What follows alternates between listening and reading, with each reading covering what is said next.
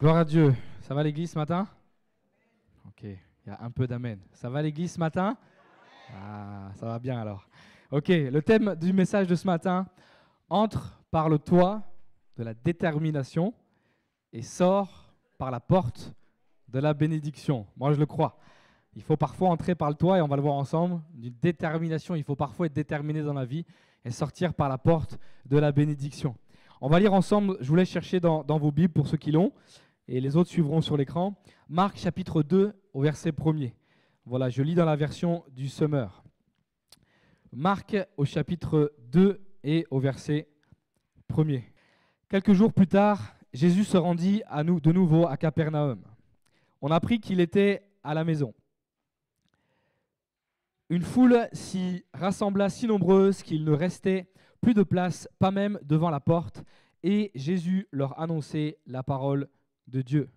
On lui amena un paralysé porté par 4 hommes, mais ils ne purent pas le transporter jusqu'à Jésus, à cause de la foule. Alors ils montèrent sur le toit, défirent la toiture de la maison, au-dessus de l'endroit où se trouvait Jésus, et, par cette ouverture, firent glisser le brancard sur lequel le paralysé était couché. Lorsqu'il vit la foi de ces gens, Jésus dit au paralysé, « Mon enfant, tes péchés te sont pardonnés. » Or, il y avait assis là, quelques spécialistes de la loi qui raisonnaient ainsi en eux-mêmes. Comment cet homme ose-t-il parler ainsi? Il blasphème. Qui peut pardonner les péchés si ce n'est Dieu seul? Jésus sut aussitôt en son esprit les raisonnements qu'ils se faisaient en eux-mêmes. Il leur dit, « Pourquoi raisonnez-vous ainsi en vous-mêmes? Qu'est-ce qui est le plus facile? Dire au paralysé, tes péchés te sont pardonnés, ou dire, lève-toi, prends ton brancard et marche. Eh bien, vous saurez que le Fils de l'homme a sur la terre le pouvoir de pardonner les péchés. » Et le verset 11 et 12, alors il déclara au paralysé, je te l'ordonne, lève-toi, prends ton brancard et rentre chez toi. Aussitôt, cet homme se leva, prit son brancard et sortit devant tout le monde.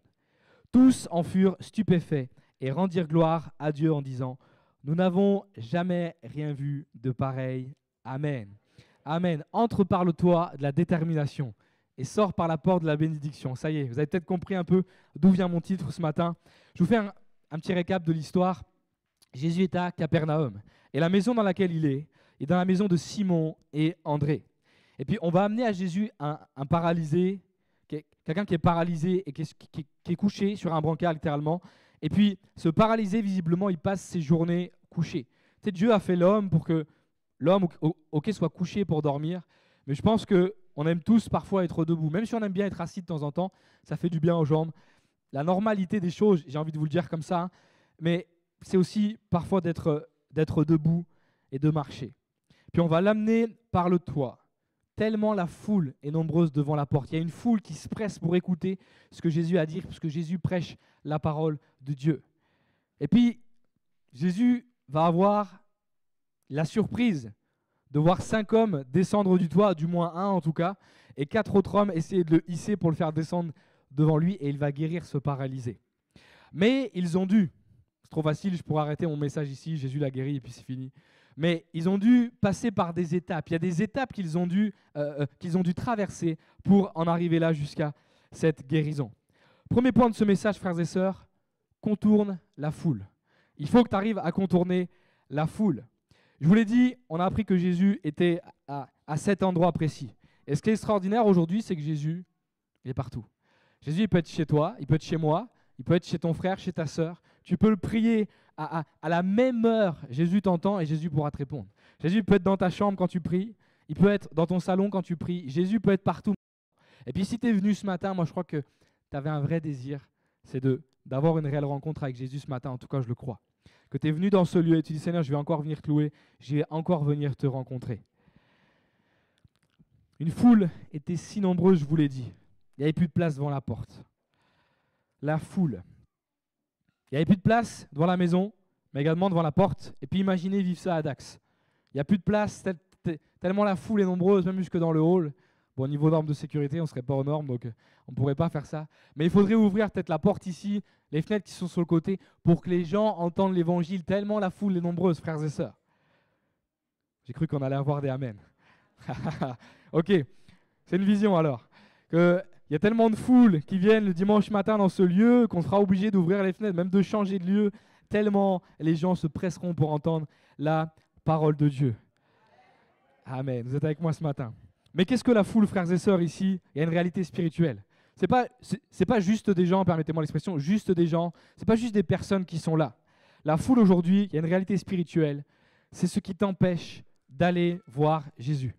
Tu sais, il y a la foule qui est ici au milieu, toi tu es ici, puis Jésus est là-bas. Mais la foule, elle t'empêche là, physiquement, d'aller jusqu'à Jésus. Elle t'empêche d'y aller. Qu'est-ce que c'est la foule aujourd'hui? Ça peut être ceci, nos écrans. Rien n'est mauvais, il n'y a pas que des choses mauvaises dans les écrans, sinon je n'aurais pas un écran devant moi aujourd'hui, encore moins dans l'église. Il n'y aurait pas d'écran derrière vous non plus, mais c'est comment nous utilisons nos écrans. Les téléphones, il y a les téléphones, mais il y a aussi les iPads, il y a les ordinateurs, etc. Dans les écrans, ça comprend quand même beaucoup de choses. Avec un écran, tu peux faire énormément de choses. Tu peux, c'est vrai, envoyer tes mails, tu peux travailler dessus, mais tu peux regarder des tas de séries. Tu peux jouer à des jeux maintenant, même sur le téléphone. Mais chez toi, avec la télé, tu peux même brancher une console. Tu peux faire énormément de choses sur un écran qui peut te prendre du temps. Et du temps parfois inutile. Cette foule également, ça peut être le découragement. Seigneur, les autres, ils sont avant moi et moi, je suis derrière. Puis tu bénis ceux qui sont devant moi et moi, tu ne me bénis pas. Ça peut être un motif de découragement, mon frère, ma soeur. Seigneur, ils sont arrivés devant toi avant moi, c'est vrai. Puis tu les bénis, puis moi, je ne suis pas encore béni, je suis encore dans mon état, dans ce lit-là, je suis juste paralysé, qui est couché, puis eux, tu les bénis déjà. Ça peut être un motif aussi de découragement parfois. Seigneur, pourquoi tu bénis les autres et moi, tu ne me bénis pas? Pourquoi les autres sont guéris, pourquoi moi, je ne suis pas guéri? Ça peut être également, ce n'est pas un jugement ce matin, une addiction. Seigneur, cette addiction, elle me laisse ici, dans ce cercle-là, au lieu de m'emmener devant toi, au lieu de m'amener à passer la foule et arriver devant toi pour avoir un moment dans ta présence, un moment en face à face avec Jésus. Cette foule-là, c'est bien plus que des gens. C'est une réalité spirituelle qui t'empêche d'aller devant Jésus et de passer peut-être du temps avec lui. Rappelez-vous, la femme à la perte de sang. Je ne dirais pas qu'elle était plus courageuse, mais ces hommes-là étaient 5. 4 à porter, un couché.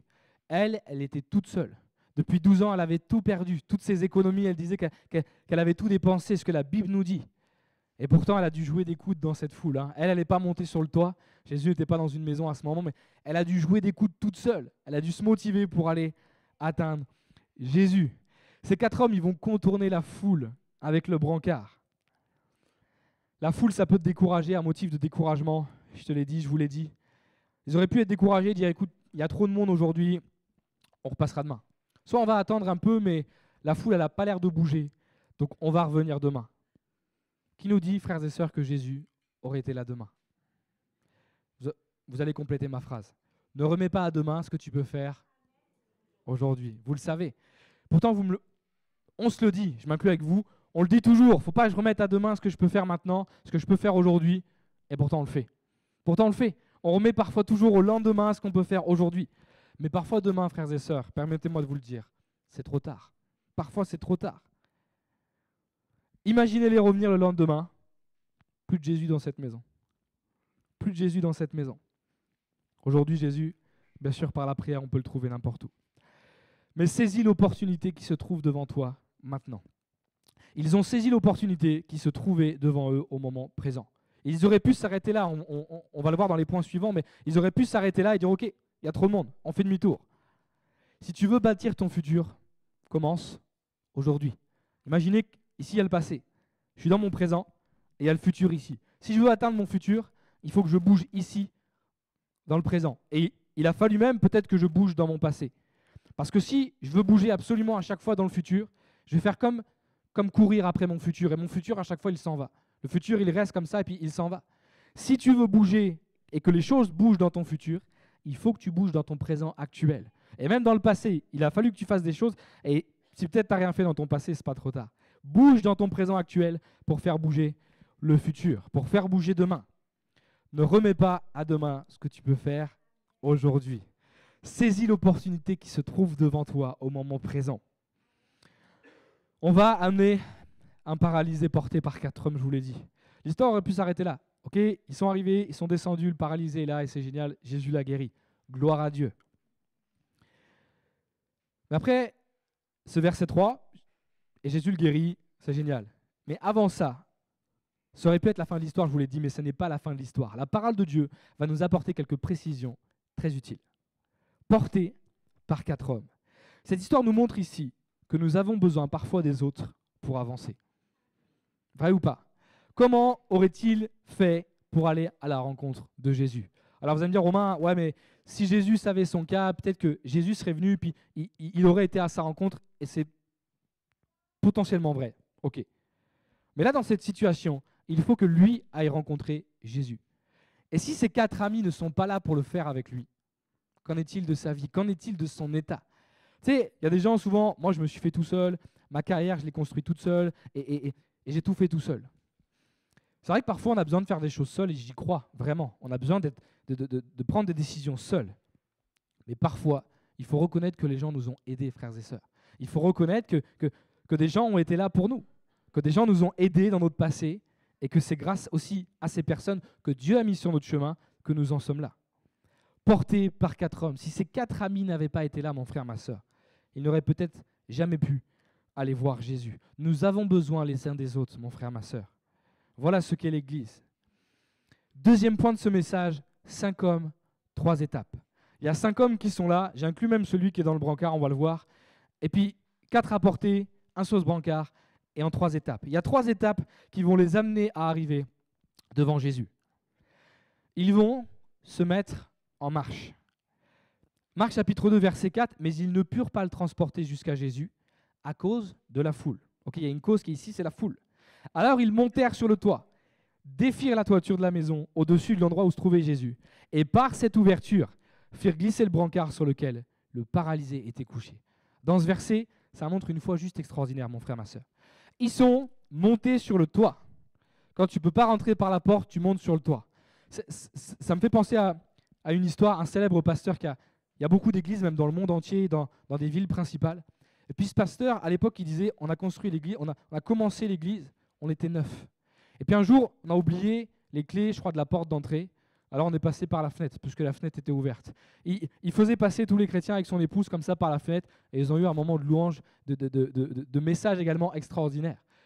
Quand il y a une solution qui est bloquée devant toi, trouve-en une autre. Si c'est pour aller rencontrer Jésus, mais tu dois être déterminé. Voilà ce que ce pasteur a fait avec son épouse. Ils sont passés par la fenêtre, parce qu'ils avaient oublié les clés de la porte d'entrée. Donc ils sont montés sur le toit, c'est la première chose qu'ils ont fait. Ça a demandé un effort parce qu'ils ne sont pas montés seuls, mais ils ont dû porter leur ami avec eux. L'équilibre ne devait peut-être pas être là, mais ils l'ont fait. Ils ont enlevé la toiture. Qui serait assez fou pour faire ça aujourd'hui? À l'époque, ce n'était pas des tuiles comme on a actuellement. Les charpentiers à l'époque faisaient des poutres recouvertes de terre battue. Donc vous voyez les terrains de tennis, un peu la terre battue orange, là c'était un peu ça, très compact pour faire tenir les toits. Imaginez, ce n'est même pas pour eux-mêmes, mais pour leurs amis. Ils ont dû se salir les doigts parce qu'ils ont dû creuser dans le toit pour faire passer ce brancard. Ils ont fait passer ce brancard où le paralysé était couché. Mais la Bible nous dit qu'ils ont dû avoir une ouverture suffisante pour faire passer ce brancard. Imaginez faire passer un homme, il faut quand même le faire passer debout, je ne sais pas s'il avait attaché au brancard ou pas, si l'on fait passer verticalement ou horizontalement. Mais ils ont dû faire une ouverture suffisante pour le faire passer jusqu'à Jésus. Puis tu sais, Jésus, moi je suis sûr qu'il voulait voir aussi leur détermination. Parce que même si Jésus est en train d'apporter la parole de Dieu, il le savait. Tu commences à voir un trou en haut, puis tu dis qu'il y en a qui sont en train de creuser dans le toit alors que tu es en train de prêcher. Si à ce moment il se passe ça, je vais arrêter ma prédication, on va aller voir ce qui se passe quand même dans le toit et voir qui arrive par le toit au lieu de passer par la porte, je vous l'assure. Mais pourtant Jésus, il a peut-être continué sa prédication et apporté la parole de Dieu et dit « Ok, je sais ce qui se passe là-haut, mais je veux voir jusqu'où ils vont aller pour leur ami. J'ai envie de voir leur détermination à ces gens-là. » Moi, ça me rappelle un petit peu la parabole des talents. Un homme parti pour un voyage. Et il va confier 5 talents à l'un, 2 talents à l'autre et un seul au dernier. Les talents, c'est quoi? Ce sont des pièces d'or, des lingots dans la parole de Dieu, en tenant compte des capacités personnelles de chacun. Ok? Personne n'est jaloux ici. Le premier a 5 talents, c'est génial. L'autre 2, l'autre 1. Ce n'est pas la quantité qui compte, c'est ce que tu en fais. Et celui qui en avait 5, il va en gagner 5 autres. Celui qui en avait 2, il va en gagner également 2 autres. Et celui qui en avait qu'un est resté à un. Ces hommes auraient pu ne rien faire comme le dernier serviteur ici. Dire à l'armée couchée, écoute, on n'a pas trop envie de bouger, il y a la foule qui est là, découragement. Et puis tu sais, aujourd'hui en plus, je vous l'ai dit dans les écrans, il y a tellement de choses. Il faut que j'aille voir la nouvelle série sur Netflix. Netflix, frères et sœurs, c'est un site internet où vous pouvez regarder des tonnes de films. Vous payez tous les mois, vous payez 10, peut-être 15 euros, 13 euros, je ne sais vraiment plus le montant, mais vous payez et vous avez accès à plein de films et plein de séries, que ce soit des séries américaines, des séries du monde entier. Aujourd'hui, c'est peut-être l'excuse qu'on pourrait sortir. Attends, je viens de t'aider. Non, attends, je dois aller voir ma nouvelle série sur Netflix qui vient de sortir. Elle est juste géniale, tout le monde en parle. Je dois aller voir ma page Facebook. Facebook, ça parle à tout le monde ou pas? Réseaux sociaux où on peut poster ses images, ses dernières vacances, prendre des jolis selfies, faire les beaux et marquer des jolies petites phrases avec une belle musique en plus. Ou Instagram pour les plus jeunes, c'est la même chose. Mais souvent, Instagram, c'est utilisé par les plus jeunes. Puis en plus, il y a une foule qui est super nombreuse. On n'a pas le temps pour toi. Vraiment, mon frère, je t'aime, mais je n'ai pas le temps pour toi. Mais si ce n'est pas pour toi que tu le fais, mon frère, ma soeur, fais-le pour ton prochain. Ça, c'est de l'amour. J'ai encore lu la parole de Dieu ces derniers temps, je suis dans le Nouveau Testament. Je vous donne un commandement. Aimez-vous les uns les autres. Voilà ce commandement qu'ils ont appliqué à la lettre. Nous ne sommes pas, et je n'ai pas envie, moi, et Dieu encore moins, qu'à Dax, il y ait des serviteurs paresseux. Nous sommes, et je le proclame maintenant, de bons et fidèles serviteurs, même si ce n'est pas pour notre cause, mais celui de notre ami. L'argent à faire fructifier n'était pas pour eux-mêmes, mais était pour leur maître. Mais ils l'ont fait fructifier quand même. Parce qu'ils ont su servir les autres avant de se servir eux-mêmes. Qu'a dit le maître après? Tu as été fidèle dans peu de choses. Je t'en confierai de plus grandes. Entre dans la joie de ton maître. Il n'y a pas juste, ok, tu étais fidèle, je vais juste te confier encore des choses. Non, tu as été fidèle, je vais te confier de plus grandes choses. Maintenant, entre, viens faire la fête avec moi. Entre dans la joie de ton maître. L'unité de ses amis, frères et sœurs, voilà ce qu'il faut souligner. Il y a une réalité spirituelle quant à l'unité de ses amis dans cette situation. Qui vous dit que le paralysé n'a pas lui aussi encouragé ses amis dans ces 3 étapes? Tu sais, il était couché, puis tu penses que tu ne peux rien faire dans ton état. Et souvent, Satan est fort pour ça. Regarde, tu peux peut-être plus marcher, tu peux peut-être plus faire ceci, plus faire cela. Tu as perdu l'usage peut-être d'un bras, d'une jambe, je ne sais pas, ta situation, où ton péché t'amène dans cette situation, tu ne peux plus rien faire pour le Seigneur.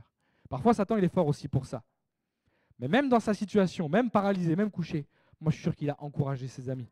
Allez les gars, ensemble, on va le faire. Voilà pourquoi je vous dis 5 hommes et 3 étapes et non pas 4 hommes. J'ai inclus le 5e qui était allongé sur ce lit parce que je crois qu'il a encouragé ses amis et c'est ce que nous devons faire. Si tu sais que tu dois démonter un toit aujourd'hui, en 2023, pour aller rencontrer Jésus, est-ce que tu le fais? Amen. Ou même pas toi forcément, mais si tu as un ami avec toi et puis ton ami doit absolument rencontrer Jésus, est-ce que tu es prêt à démonter un toit, une toiture? Je ne suis pas charpentier, mais ça ne va pas être évident. Mais est-ce que si tu dois démonter un toit, enlever les tuiles, peut-être défaire le placo qui se trouve en haut pour amener un ami devant Jésus, est-ce que tu le ferais aujourd'hui? Ils n'ont pas enlevé 3 briques, frères et sœurs, mais une ouverture suffisante pour que leur ami puisse passer. Ils ont ouvert pour que leur ami puisse passer et rencontrer Jésus. Quand je vous parle d'unité, j'ai ce verset qui me vient et on va vous l'afficher. 1 Corinthiens chapitre 12, au verset 26. Un membre souffre-t-il? Tous les autres souffrent avec lui. Un membre est-il à l'honneur? Tous les autres partagent sa joie. Or vous êtes le corps de Christ et chacun de vous en particulier est un membre. Amen. Quel regard devrions-nous avoir les uns envers les autres, mon frère, ma sœur? Quand quelqu'un est dans la difficulté, l'aidons-nous. Vous savez, on dit Romain, je ne sais pas parfois comment aider les autres. Quand il y a un appel au colis alimentaire, va acheter de la nourriture pour ton frère ou ta sœur. Voilà comment tu peux aider ton prochain. Vous savez, un pasteur écrivait dans un livre ceci: l'Église, c'est un peu comme un hôpital. Un jour, tu es le médecin, des gens ont besoin de prière, sont dans la difficulté, alors tu vas prier pour eux. Mais un jour, n'oublie pas que toi, tu peux être malade et que eux seront les médecins. Un jour, c'est ces gens-là qui vont être les médecins, qui vont être bien même dans leur foi, tout va bien aller, entre guillemets, et toi, tu vas être dans la difficulté, tu vas être ce malade. Tu as besoin aussi de ton frère et de ta sœur, et tu as besoin de la prière de ton prochain. Gloire à Dieu. 5 hommes, 3 étapes. Ils ont bravé le toit pour l'amener devant Jésus. Et on va le voir ensemble. 3e point, de ce message ce matin. Jésus voit ta foi. Jésus voit ta foi, même celle qui est la plus ancrée au fond de ton cœur. C'est au verset 5 qu'il est dit lorsqu'il vit la foi de ces gens. Jésus dit au paralysé, « Mon enfant, tes péchés te sont pardonnés. » La foi, c'est quoi? La foi des porteurs ici, dans cette situation, elle soutient et accompagne celle du paralysé. Elle s'exprime en particulier par la détermination qui les conduit jusqu'à Jésus malgré les obstacles. Il y a des obstacles. Et parfois, en tant que chrétien, ok, il y a cet obstacle-là. J'ai pas envie d'être déterminé, j'ai juste pas envie d'y aller.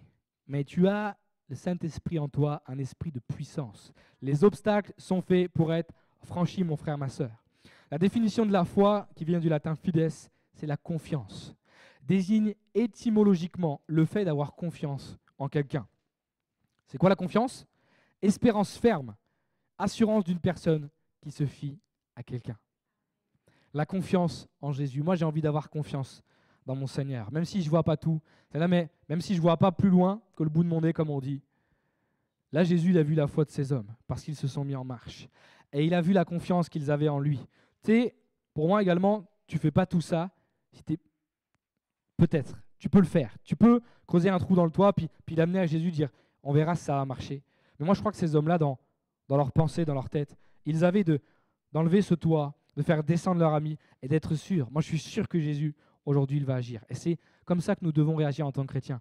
Je vais creuser. Seigneur, je vais t'amener mon problème, ma difficulté, et je sais que tu vas y répondre.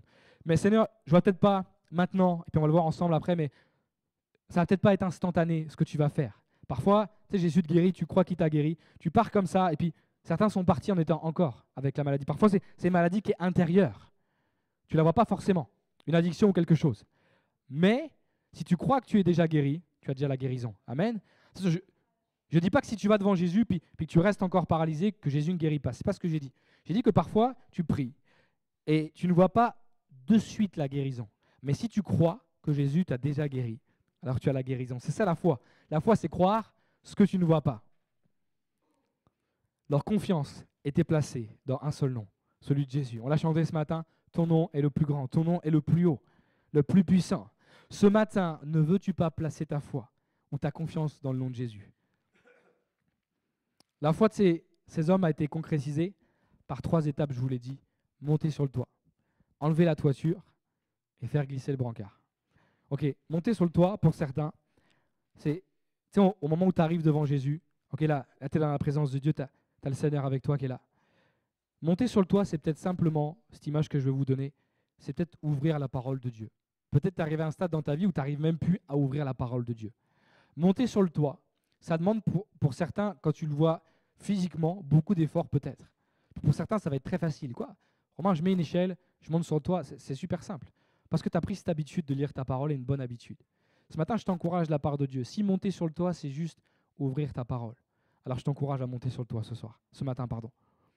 Enlever la toiture, c'est plus difficile. Enlever la toiture, ça demande peut-être un moment de prière. C'est ce moment où tu vas rentrer dans la présence de Dieu. Et puis, il faut du temps parfois. Il faut du temps, il faut que tu restes un certain temps. Comme ces gars-là qui ont creusé et qui sont restés un certain temps, je le crois, sur le toit. Peut-être en plein cagnard, comme on dit, en plein soleil. Et puis qui ont dû creuser pour leur ami. C'est peut-être enlever la toiture, cette terre battue, ils ont peut-être sali les mains. C'est peut-être ce moment que tu as besoin de prendre dans la prière avec Dieu. Puis ensuite, faire glisser ce brancard où le paralysé était couché. C'est peut-être amener maintenant tes problèmes devant Dieu. Tu dis, Seigneur Jésus, maintenant je suis devant toi, voilà mon état. Et il y a une chose importante que j'aimerais souligner avec vous au verset 5. Est-ce qu'on peut le rafficher, s'il te plaît, Gaël? Il est dit ceci. Tu sais, Jésus, il va voir un gars descendre du toit qui est paralysé. On connaît Jésus, pour la plupart, vous lisez la parole de Dieu, j'en suis sûr. Tu dis, Jésus va le guérir. Tu sais, il voit, ok, je sais ce qu'il faut faire, il faut que tu sois guéri. Il est dit ceci au verset 5. Jésus dit au paralysé, mon enfant, tes péchés te sont pardonnés. Il ne va pas le guérir de suite. Il va lui dire, tes péchés te sont pardonnés. Jésus voit un paralysé descendre, mais la première chose qu'il se dit, mon enfant, comme une marque d'affection. Et c'est ça que ce matin, j'aimerais vous communiquer de la part de Dieu, mon enfant. Quand tu vas chercher Dieu dans sa présence, quand tu te retrouves devant Jésus en sa présence, voilà comment il t'appelle mon enfant. Comme j'ai envie de prendre soin de toi, tu es mon enfant et je vais le faire. Ma note biblique dit ceci. Jésus se préoccupe d'abord du pardon des péchés. La guérison physique qu'il effectue ensuite devient une illustration de la guérison spirituelle du paralysé. Je répète, Jésus se préoccupe d'abord du pardon des péchés. La guérison physique qu'il effectue ensuite devient une illustration de la guérison spirituelle du paralysé. Amen.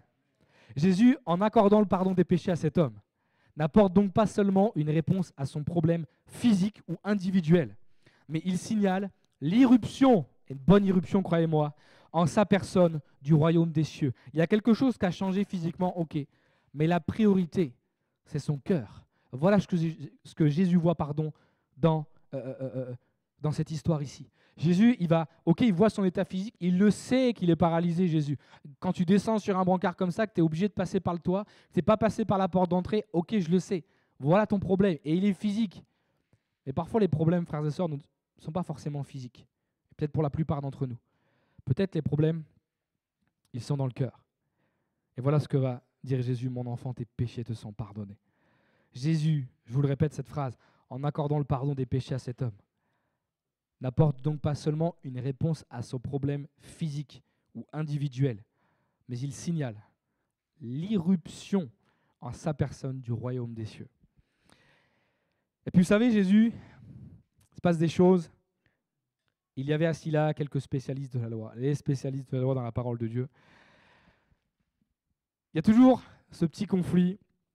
Et vous savez, je vous le dis comme ça, que tu fasses bien ou que tu fasses mal, les gens en parleront toujours. Tu n'as pas remarqué que si tu fais 99 bonnes actions, je sors dans les rues, je prêche l'évangile, et puis je fais énormément de choses, je fais 99 bonnes choses. Frère, ma soeur, si j'en fais une mauvaise, les gens vont retenir la mauvaise. Malheureusement. Parfois, on retient le défaut. Parfois, on retient ce que la personne a mal fait. Vous savez, c'est pas dans mes notes, ça me vient comme ça. La femme a la perte de sang. Peut-être avant, je ne connais pas son histoire, mais peut-être avant, elle avait fait des tas de bonnes choses. Elle avait fait peut-être 99 bonnes choses. Mais la seule qu'elle a mal faite, on était là pour la lapider. Mais vous voyez ce que Jésus a fait? Que celui qui n'a jamais péché lui jette la première pierre. Parce qu'elle, ok, son péché est visible, mais le vôtre, il n'est pas visible. Voilà comment Jésus veut raisonner avec toi ce matin. Les hommes parleront toujours, mon frère, ma soeur, quoi que tu fasses. Que tu fasses de bonnes choses, que tu fasses de mauvaises choses. Et encore plus quand tu vas aller prêcher la parole de Dieu. Encore plus quand tu vas annoncer le royaume des cieux. Tu auras forcément quelqu'un qui ne sera pas d'accord. Et son nom, c'est Satan. Ma note biblique ici, Jésus ici utilise le titre de Fils de l'homme. Voilà pourquoi il va dire ça. Je vous l'ai lu, verset 10. Eh bien, vous saurez que le Fils de l'homme a sur la terre le pouvoir de pardonner les péchés. Jésus utilise ici ce titre de Fils de l'homme pour souligner son autorité. Et il le fait également dans d'autres passages bibliques. Son autorité, Fils de l'homme, mais je suis également Jésus, le Fils de Dieu. Voilà ici qu'il souligne son autorité. Alors Jésus, il ne va pas les laisser parler, croyez-moi longtemps. En verset 11, il déclara aux paralysés, « Je te l'ordonne, tu vas te lever maintenant, tu vas prendre ton brancard et tu vas rentrer chez toi. » Ok ?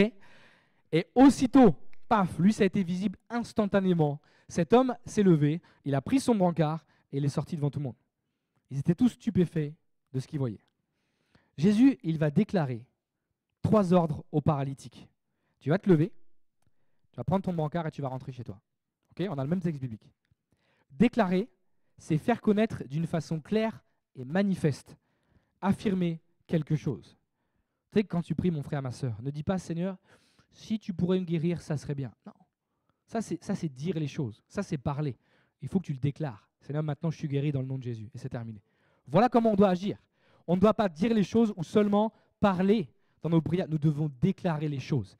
Déclarer, c'est le dire d'une façon claire et manifeste. Seigneur, maintenant, ma maladie, elle n'est plus là, je suis guéri dans le nom de Jésus. Ça, c'est être clair, mon frère, ma soeur. Il va lui dire, maintenant, tu vas te lever.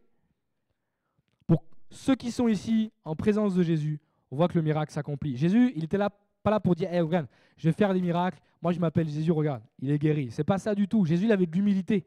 Mais c'était pour faire connaître la gloire du Père. Et puis que les spécialistes de la loi voient également l'autorité de Jésus. Regardez ce qui va se passer maintenant. Alors aussi, il va se lever, il va le faire. Puis Jésus, il va lui dire, tu prends ton brancard. Il a respecté ça également et tu vas rentrer chez toi. Vous savez pourquoi? Je me suis posé la question, mais pourquoi Jésus lui dit ça? Tu aurais pu rester ici et écouter l'enseignement de Jésus. Mais pour que quand tu vas rentrer chez toi, les gens que tu as croisés à l'aller sur le chemin, dans ton brancard, avec ces 4 hommes, puisque ça passe pas inaperçu quand même, quelqu'un qui est sur un brancard avec 4 hommes paralysés. Quand tu vas rentrer chez toi, tu ne vas pas rentrer tout seul parce qu'on risque peut-être de ne pas te reconnaître. Mais au lieu d'être couché sur ton brancard, c'est le brancard qui va être couché sur toi, ok? C'est toi qui vas prendre le brancard et qui va rentrer avec ton brancard à la main. Maintenant, vous savez ce qui s'est passé entre-temps? J'étais porté par mes amis m'ont porté, ils m'ont aidé à aller plus loin, mais j'ai rencontré Jésus. Jésus n'a pas donné cette indication au hasard. Il voulait qu'au retour, les femmes ou les hommes qu'il va recroiser ne le confondent pas. C'est bien lui. Il marche maintenant, mais avec son brancard à la main. Et j'imagine déjà les gens, mais qu'est-ce qui s'est passé? T'as fait exprès. T'en faisais exprès à l'aller, c'est pas possible. Et non, je vous assure, je n'étais pas réalisé, mais Jésus m'a guéri. Regardez, aujourd'hui, je marche réellement. Ne veux-tu pas ce matin être guéri par Jésus? Pour que les gens soient stupéfaits et voient quelque chose qu'ils n'ont encore jamais vu. Ce verset nous dit qu'il est reparti et il est parti devant tout le monde. Il est rentré par le toit de la détermination et il est sorti par la porte de la bénédiction. Comprenez maintenant le titre du message. Tout le monde l'a vu rentrer par le toit de la détermination. Et tout le monde l'a vu sortir par la porte de la bénédiction. Parce qu'entre-temps, il y a une détermination à rentrer dans la présence de Jésus et à sortir par la porte de la bénédiction. Et je pense que ce matin, on a tous besoin de Jésus. En tout cas, moi, je le crois. Peut-être parfois dans ta vie, tout va bien. Et peut-être en ce moment, c'est le cas, tout va bien. Ou peut-être ça va pas trop bien. Moi, en ce moment, moi, je ne suis pas ce docteur qui vient à l'église. Je suis ce patient qui a besoin de guérison. Ou peut-être c'est pas toi, mais c'est un membre de ta famille. Ce matin, tu as sûrement quelqu'un que tu veux amener au Seigneur si ce n'est pas toi. Quelqu'un de ta famille, un ami peut-être. Peut-être tu es à la place de se paralyser et c'est pas physiquement que tu as besoin d'être guéri, mais tu as besoin que Jésus fasse un travail dans ton cœur. On l'a eu ce matin dans un don. Tu laisses les choses au pied de Dieu, mais tu ne t'abandonnes pas totalement. Ça veut dire que tu ne laisses pas tout. Et parfois, tu as l'impression de laisser pas mal de choses, et c'est une bonne chose, mon frère, ma soeur. Mais il faut que tu laisses entièrement. Tu sais, quand tu laisses à moitié dans ce don, j'ai cette image, c'est comme si tu as un sac à dos, puis tu es rempli de fardeaux, tu es lourd ce matin. Et puis tu arrives devant Jésus et tu lui dis, ok Seigneur, je te laisse certains fardeaux. Tu enlèves ton sac, tu prends certains fardeaux, et puis tu les poses au pied de Jésus, et puis tu repars avec ton sac, avec encore des fardeaux dedans. Ton sac, il n'a pas de valeur. Il n'y a que des fardeaux dedans qui vont te freiner. Jésus il veut te dire, enlève ton sac, pose le sac. Je m'occupe même du sac si tu veux. Je m'occupe de ce qu'il y a dedans, mais je vais m'occuper du sac. Garde pas ton sac ce matin. Ta guérison n'est peut-être pas visible, mais intérieure.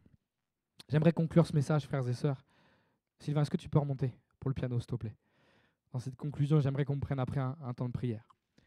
Dans le premier point, je vous ai parlé de 4 hommes qui sont sortis de leur zone de confort. 4 hommes qui se sont mis en marche pour leur ami. Il y avait une foule devant eux, mais ils ont été déterminés. Ils ont été déterminés à y aller. Peut-être, frères et sœurs, ils ont été découragés à un moment en disant « Ok, ça ne va pas être aujourd'hui, ça ne va pas être possible, on ne va pas pouvoir le faire, il y a trop de foule, ok. » Mais ils ont switché là-dessus. Peut-être c'est ton cas, tu t'es dit « Seigneur, j'arrive pas aujourd'hui, je ne peux pas venir te prier, je ne peux pas venir en ta présence, Seigneur. » Maintenant, il faut que tu fasses comme ces hommes-là, il faut que tu switches dans le cerveau. Il y avait la foule devant eux, mais ils ont été déterminés. Ils vont, dans le deuxième point, se mettre en marche. Et c'est ce qui va faire la différence. Ils vont être au service de leur ami. Mais leur ami va être également à leur service parce que je crois, moi, qu'il va les encourager. Allez les gars, on va le faire ensemble. Puis ce sera une histoire qu'on pourra raconter sur des générations et des générations. Une histoire qui sera écrite dans la Bible et que des millions, voire des milliards de personnes pourront lire. Ils vont sortir de leur zone de confort pour que leur ami puisse rencontrer Jésus. Je veux être au service aussi des autres et ne pas seulement être à mon service, Seigneur. Qu'a fait Jésus?